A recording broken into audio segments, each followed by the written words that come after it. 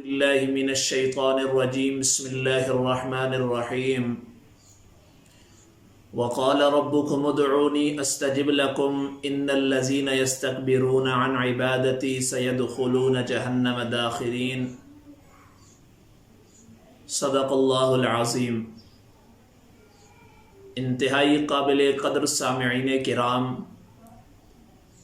گزشتہ درس میں ایک بات بیان کی تھی کہ رمضان کو قیمتی بنانے کے لیے ہم نے دعاؤں کا اہتمام کرنا ہے۔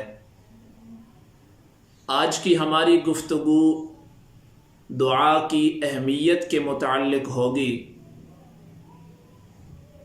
ہمیں اس بات کو ذہن میں رکھنا چاہیے کہ دعا یہ ایک عظیم نعمت ہے اور اللہ کی طرف سے عطا کردہ ایک انمول تحفہ ہے۔ دنیا میں بسنے والا کوئی انسان بھی دعا سے مستغنی نہیں، اسے کسی نہ کسی حال میں دعا کی ضرورت ہر وقت رہتی ہے، کیونکہ دعا یہ اللہ کے دربار میں ایک انمول تحفہ ہے۔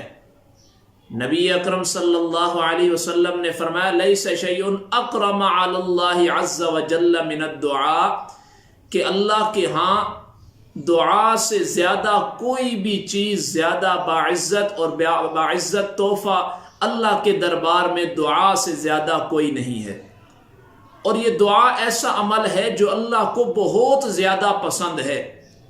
دنیا میں تو قانون ہے کہ کسی کو کسی سے بار بار کسی چیز کی طلب کی جائے، کسی سے کوئی چیز بار بار مانگی جائے تو وہ ناراض ہوتا ہے۔ دنیا میں کسی وڈیرے کے دربار میں بار بار جایا جائے تو وہ ناراض ہوتا ہے، لیکن رب کی وہ ذات ہے کہ نبی اکرم صلی اللہ علیہ وسلم نے فرمایا صلی اللہ من فضلی، اللہ سے ہر وقت فضل مانگا کرو، فَإِنَّهُ يُحِبُّ أَن يُسْأَلَ، کیونکہ رب ہی وہ ذات ہے جو پسند کرتا ہے کہ میرا بندہ مجھ سے ہر وقت مانگا کرے۔ دعا کی بڑی اہمیت ہے، اور اگر دعا کو اس کے اثر کے لحاظ سے دیکھا جائے تو یہ حقیقت میں مومن کا ہتھیار ہے، کیونکہ نبی اکرم صلی اللہ علیہ وسلم نے فرمایا الدعاء سلاح المؤمن، دعا یہ حقیقت میں مومن کا ہتھیار ہے، اور ہتھیار مشکل وقت میں بھی کام آتا ہے اور عافیت میں بھی کام آتا ہے۔ تو اس لیے انسان کو اور بالخصوص مسلمانوں کو، مومنوں کو اس ہتھیار کو ہر وقت اپنے پاس رکھنا چاہیے، کیونکہ الدعاء سلاح المومن، دعا مومن کا ہتھیار ہے۔ اور اللہ نے تو قرآن مجید میں اپنے بندوں کو دعا کرنے کی تاکید فرمائی ہے، اور اس دعا کے کرنے کے بعد اس دعا کی قبولیت کا وعدہ کیا ہے۔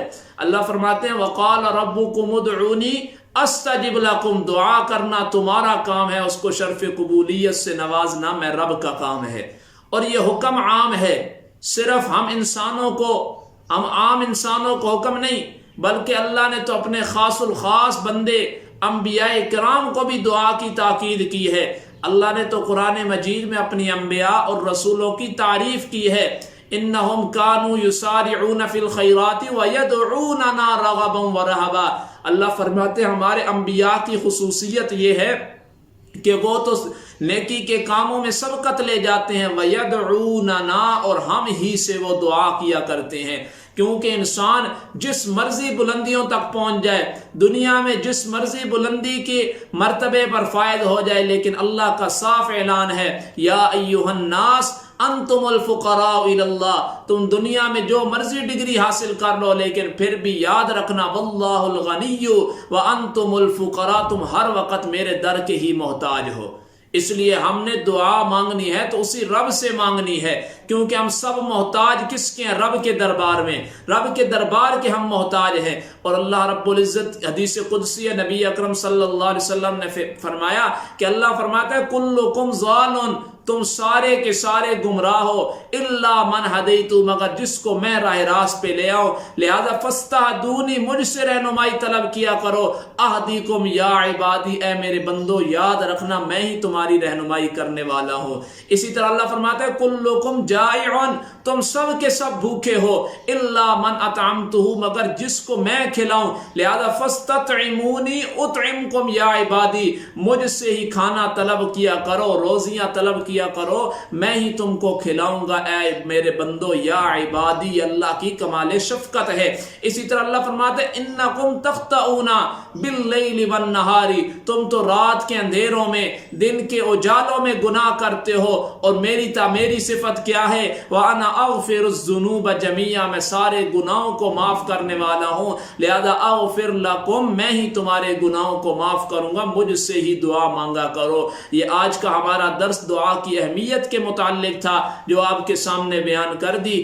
اللہ رب العزت سے دعا ہے کہ اللہ رب العزت ہمیں جو مومن کا ہتھیار ہے جس کو ہر وقت ہم نے اپنے پاس رکھنا ہے اس کو اپنانے کی، اس دعا کو ہر وقت لازم پکڑنے کی توفیق عطا فرمائے. وآخر دعوانا ان الحمد للہ رب العالمین.